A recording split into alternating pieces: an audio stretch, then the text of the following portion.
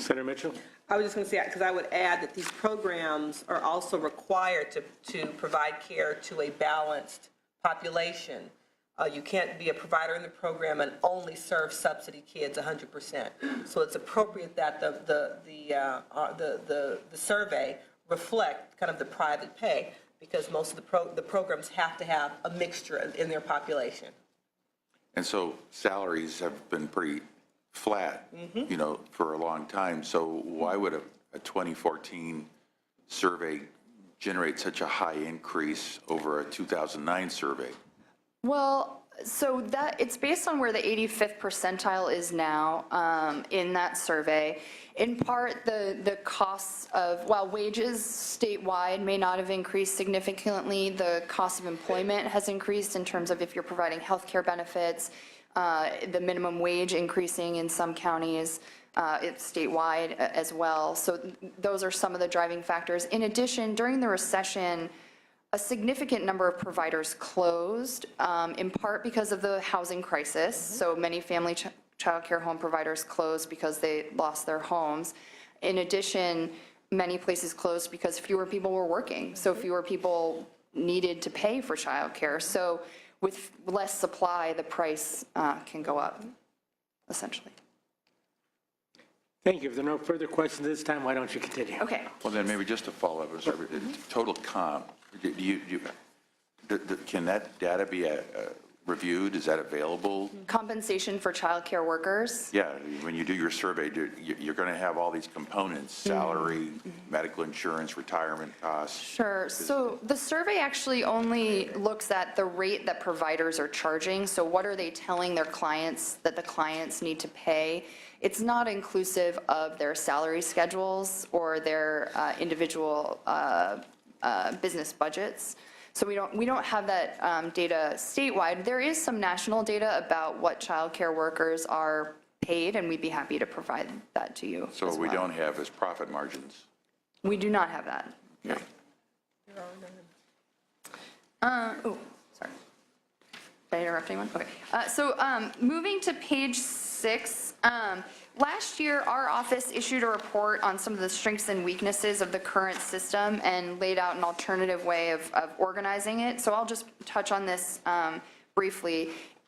As you may have noticed, families have differential levels of access in California. Some families are guaranteed access to subsidized childcare, others are not. They have to wait on waiting lists. Families have differing levels of choice. Those that have a voucher can choose anyone. Those who are accessing a contracted center really only have the choice of that center or another center the state has contracted with. Families are guaranteed different standards. So some families are only guaranteed health and safety, whereas others are guaranteed developmentally appropriate components. The rate structure is not aligned with the different standard requirements across the programs. And the rate structure is extremely complex, which we'll go into even more in the next handout. So the system restructuring that we lay out would provide equal access to families by instituting a time limit. It would provide equal choice to families by moving families all to vouchers. It would require all programs serving 0 to 4-year-olds to include some amount of developmentally appropriate activities. And we lay out a simplified rate structure that would take into account the differential costs of living throughout the state, as well as the differential costs of different standard requirements. But so if there are questions on that, I'd be happy to provide the report and answer any questions, perhaps. So you have a plan that could accomplish all of these things at the same price? In the report, we make it is cost neutral in the rate structure that we lay out. And in the report, the rate structure that we laid out would create 3 rate tiers for high cost counties, medium cost counties, and low cost counties. And when the report was written, we only had the 2012 survey, and we estimated that you could make a rate structure cost neutral if you set the rates at the 70th percentile of the survey. Now, if the legislature wished to put more money in, perhaps it could go to a higher percentile. Thank you. Senator Mitchell. Just a comment on your first bullet. Some families guaranteed access for many years, whereas other eligible families never received child care benefits. I assume that you mean a CalWORKS family versus a family who's waiting, an AP That's correct. family. And I would just have to clarify that was a legislative decision. Yes. When welfare reform was negotiated at the federal level, the state made a decision to create stages 1, 2, and 3 as opposed to roll those dollars into our general AP, the voucher program, because it was felt at that time that we wanted to make sure that having access to childcare was not a barrier to CalWORKS families being able to transition off of cash aid into the workforce. And if they were going to compete for slots and dollars with other low-income families who had never been on cash aid, access to childcare could be a barrier. You heard about the 300,000 wait list. So the current system and some of its design was intentional by the legislative body. It's the LAO's opinion that it's a flaw, but I just think we need to be clear that the legislature made a decision, be it right or wrong now, looking back 20 years, and there was a rationale at that point as to why. You follow me? Yeah, I follow you, but I'm just curious of what kind of behavior it encourages. So if we're encouraging people to get into CalWORKS, are we paying a whole lot more as taxpayers to? Well, but welfare reform said that you have X amount of time to transition from cash aid into the workplace, and it's time limited. In California now, it's 24 months. You only have 2 years to go through cash aid and transition. And child care and Medi-Cal were all supports provided through welfare reform to help you with that transition. It was acknowledged that, affording child care and health care, if you were going to transition into a job that didn't provide health benefits, would be a barrier to success and a barrier to you removing yourself from the welfare roles indefinitely. So these were supports put in place to aid with that transition. Okay, so now I've got a subject expert. You're doing great. So now what does the word families mean? What is it? Why does it say families are guaranteed? Does that mean that more than one child? Oh, yes. A family could be a parent with 3 kids. It's people who qualify for the subsidized child care program, and your family because you have a child that needs child care. So then the 2-year time frame doesn't apply if you have more than one child? Yes, it does, sir. It does. So then In CalWORKS, why are we using the word families then? Some families are guaranteed access. So some families are guaranteed access for many years. So the point is that there are 2 categories of families. Former CalWORKS recipients who qualify for stages 1, 2, and 3, and other low-income families who qualify for the AP program. There are 2 separate population of families. And so on the AP side, it's not an entitlement program. We provide care until we run out of money. That's why we have the wait list. Families may be eligible for the program, but they can't get access because we can't afford it because we have budgeted a dollar amount, and when it runs out, and kids are on the waiting list. And so I think the point is, CalWORKS families, particularly on stage 1, it's an entitlement program, and so we fund it according to caseload. There's 10 families who are eligible, we fund 10. As opposed to the other program, there may be 10 families who are eligible, but we may have funded to afford only 8. So her point is that it's an inequity that all families aren't treated equal. Right. Okay, I'm getting there. Okay. Thank you, Cindy. All right, I'll work with you. So if I may. Did you say this was complex? I tried to Okay, warn you. let's move on. Sure, This is sure. the very, very short part of a very long agenda. Sure. So if I may just make one clarification in our report, we still recommend guaranteeing access to CalWORKS families to the subsidies, but that to provide more families access through instituting a time limit, which we understand is equally controversial. But so our second handout, recent changes. So this is just a handout we were asked to put together about some of the recent changes to the child care and development Yeah, system. Mr., if I can stop you just a second. Yes. So now we're moving to Roman numeral 2 on our agenda, which is the recent trends. And I would urge my colleagues, let Ms. Chu go through most of the report first, because a lot of questions are answered as she goes through the report, and just write down your questions, and we'll save them till the end, just in the interest of time.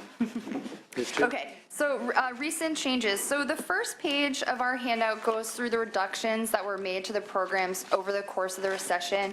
Roughly $1 billion and 110,000 slots were lost through a combination of just sheer reduction in slots as well as policy changes. Some of the policy changes that affected slots included instituting work exemptions under CalWORKs, where parents with very young children were not required to work or engage in education, and therefore they did not need childcare. The eligibility ceiling was lowered from 75% of state median income down to 70%. In addition, the state reduced the payments to license exempt providers. So now the state pays a license exempt provider 60% of the family child care home rate. So moving to page 2, the last year's Budget Act included a number of augmentations to these programs totaling $281 million. There were 7,500 additional full-day state preschool slots provided. In addition, there was an agreement to provide an additional 4,000 full-day state preschool slots in the budget year that's approaching. There was an increase of 5% to the standard reimbursement rate, and the regional market rate, as we've already talked about, was updated to the 2009 survey, deficited 10%. There were also a number of investment in quality activities as well. So moving to page 3, as I've already mentioned, each county has its own regional market rate. In addition, the rates vary by an additional 4 different factors. So rates vary based on the setting, center, family child care home, license exempt provider, the age of the child, infant, preschooler, or school age, the duration of care provided, full-time or part-time, and then the rates vary based on whether a provider charges on a monthly basis, a weekly basis, a daily basis, or an hourly basis. As a result, there are over 4,000 regional market rates across the state currently. So what are the characteristics of the children in these programs? This is specific to the voucher programs. 80% of the children in the voucher programs are in full-time care. That means 6.5 hours or more per day. Over half of them are 5 or older, which is what we call school-age children. And over 40% of them are cared for in family child care homes. So the next 2 things that I'll talk about have to do with who saw or what types of settings and ages saw increase under the regional market rate survey update. So the chart here looks at which of the full-time rate ceilings saw increases under the regional market rate increase in last year's Budget Act. So just as a reminder, the regional market rate is the rate ceiling, the maximum that the state is going to pay for a voucher. So as you can see from the chart, looking across on the center-based care, the centers for infants, almost all 58 counties saw increases for full-time care, and almost all 58 counties saw increases for preschool age care. School age did not do quite as well, but 41 counties saw increases. The family child care homes, however, in comparison, those rates did not do as well. Only about half of counties saw increases for infants in family child care homes. Preschoolers did a bit better, with 40 counties seeing increases, and then school-age children did not see, the rates in many counties for school-age children did not see increases. So in cases where rates were not increased, it meant that the 2005 rate did not increase more than 10%. So the 2005 rate would have had to increase more than 10% in order for that rate to see an increase under last year's update. The 2009 survey, 85th percentile, deficited by 10%. So moving to page 4, this map breaks out which counties received increases. This map is a bit more specific, however, and it only is looking at the increases for full-time care for infants and preschoolers in family child care homes and centers. So if a county is the darkest shade of gray on this chart, it means that they receive that the regional market rate for infants in centers and family child care homes increased, and the rates for preschoolers in centers and family child care homes also increased. So you can see that there's variation across the state in terms of how many of these particular rate increases each county saw. And that the combination of rate increases in each county will vary if they had fewer than 4. The fewest number of rate increases was in Ventura, which only saw 1 rate increase. I should note that this rate increase map captures any rate increase, even if it's as small as just a few dollars on a monthly basis. So the last page, page 5 of our handout, the first chart tracks what type of setting families are choosing in the voucher-based programs. And what this chart shows you is that more families are choosing licensed care. The percentage of family choosing family child care homes and centers has grown over time. On the flip side, that means that the percentage of families choosing licensed exempt care has been declining over time. Then our last bullet talks about the capacity in overnight facilities. So how many licensed facilities out there are operating on a 24-hour basis or overnight? Over the course of the recession, the state lost roughly 4,000 overnight slots in both centers and family child care homes. This is across the spectrum. And this, of course, was due to multiple factors, including the housing crisis. Most of the loss in capacity was in the family child care homes. These are more likely to be open at night than a center, and a lot of those closed during the recession. In addition, as I already mentioned, the decrease in unemployment, therefore fewer families needing care, and the overall recession as well. So that is the end of my second handout, but I'm happy to answer questions. Thank you, Ms. Chu. Now, we do have a panel of providers who will be coming up shortly for kind of specific examples of what's happening, but questions for Ms. Chu. Senator Monning.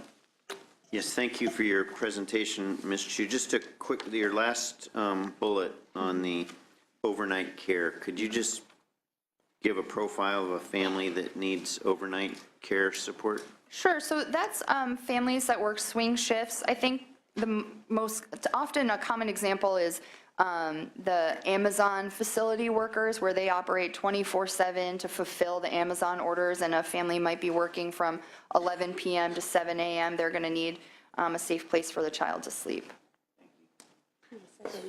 Thank you. Any other questions? I have one general question before we move to the panel.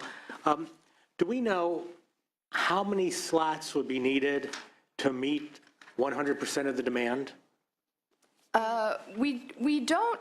Well, we can estimate how many low-income 0 to 12-year-olds there are statewide, and we can estimate what the take-up rate from that number would be. There are roughly, I think there are, so roughly, at least in K-12, roughly half of children are eligible for free and reduced price meals. So roughly half of the children 0 to 13 would be eligible. We know from nationwide data that roughly half of low-income families have 2 working parents, or there's a single working parent. And then of that, we would estimate a take-up rate of maybe 80%. But not being very good at public math, I'd have to get back to you on what that figure would whittle down to. But it's probably, But we have an accountant on the quite a panel. number. Yeah, that's something I'd really like to see. I mean, you clearly have the data and the idea of how you would process it to come to a number of total needed. Then we look at the number of total available, and it's that gap that I'm really interested in seeing. So thank you. We'll be happy to get that for you. Senator Block, one short way I would look at it, if we just go back to when we took the $1 billion cut in 2008. So we took a $1 billion cut, we lost 110,000 slots. And even then, there was a centralized eligibility list weight of 300,000 kids. And so at that time, That leads to a big yeah. number. That's right. And then the take-up, true, but I mean, and you know, I don't know that the state has ever been in a place where we have fully funded early care and education and subsidized childcare. But when you look at where the loss we took, we're far far from it. Yeah, it'd be helpful to know how far we are, yeah. Okay, with that, I want to thank you for your testimony, excuse you for now. I want to also, I was remiss in not introducing, there's a new member on the Senate, the Budget Sub-1 Education Committee, and that's Senator Morlock, who is replacing Senator Morrell, so welcome to the committee. With that, I want to invite up our second panel under Roman numeral 2, and that are Lourdes Alarcon from Parent Voices, Doris Russell, SEIU provider, Local 99, Celine Crimston, Vice President and COO of Educational Enrichment Systems Incorporated in San Diego, and Christina Alvarado, Executive Director of Child Care Alliance of LA. Please come forward, have seats at the table.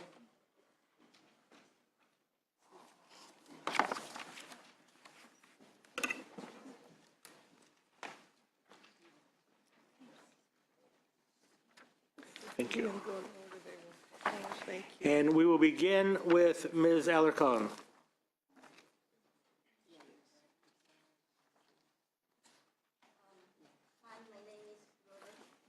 Pull it a little closer and push the button.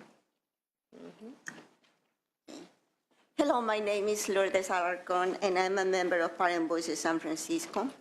I am a single mother of 2 children, Xavier and Itzel, who are 9 and 7 years old. And I'm not a single mother by choice. My family has been split up because of our country's broken immigration system. When I became a single mother, my life completely changed. It was the beginning of the recession. Budget cuts caused me to lay off from my job at the school district. I did everything I could and tried to get a job. While I was on unemployment, I had to show every week that I was applying for jobs, and I had like at least hold 2 to 3 interviews per week. But still, by 2010, my unemployment expired and I still couldn't get a job. I had to turn to the CalWorks program. And I'm glad that the CalWorks program exists because it has kept me from going homeless, and I have been able to go to school and build a career. It's been so difficult, so stressful for the last 5 years. I feel all I have been doing is running, and it's so exhausting, navigating the CalWorks system and the childcare system during all the budget cuts has been a very hard challenge to me. In addition to my motherhood chores and responsibilities, that means I have to meet the teachers, volunteer at my children's school. I have to keep up an eye on my children generally. I have to do laundry. I have to cook. I have to do a lot of other things. In addition, I have to do all this paperwork in order to be in CalWorks. I've been running through the system, paperwork, timesheets, counselor signatures, letters from my professors, going back and forth from school to CalWorks office and my childcare agency, and I have to submit all this paperwork. Now, at the CalWorks system, you get someone randomly. You don't really meet one person. It is so hard to get a social worker who knows your case. Anyone can help me, but nobody really knows my case. I have to be repeatedly reporting and updating my information. I begged for a better system because they would lose, the workers would lose my paperwork all the time. I will run from one place to another, then I have to go back to the first place. I have been doing this without a car. I rely on public transportation. And when my child were younger, the workers didn't tell me about young children exemption.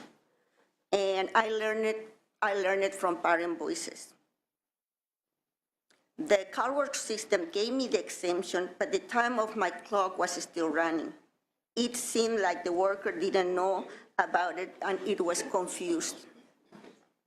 I couldn't get a full-time childcare center, so I joined a co-op, and I had to do part-time volunteering, and I asked CalWorks to count my volunteer time, but they denied it because they didn't consider it work. But it was work. I had to do training. I have to attend monthly meetings and support the teacher with all the children in the childcare center. But it was a good experience. And if I wasn't there, I wouldn't have been able to identify the challenges my son was facing. I discovered he had special needs. I was able to get resources from nonprofit organizations that help families like mine. CalWorks find me a job at McDonald's because they needed bilingual cashiers and janitors. But I cannot accept $9 per hour. I have a family. I need benefits. I need to go to school, and I thought back then I need to go back to school and get a college education so I can build a career. I also needed to be there for my son. I am one semester away from finishing and get my bachelor's degree. And next year, I want to apply into the teaching credential. My children have attended different kind of childcare settings, family childcare, licensed exempt care. I have used different settings because they didn't have full-day options, or because of the hours, or because the only slot available was on the other side of the city. And relying on public transportation wouldn't make me hard for me to get my children there. So I use licensed exempt care. They said that exempt care is not quality, but how could it be when my father was only getting reimbursed $2 per hour? That is enough for him to pay for the bus and keep my children at home. But I choose him because he bonds with my children, and he plays the role of a father, the father that they are missing. I'm sorry.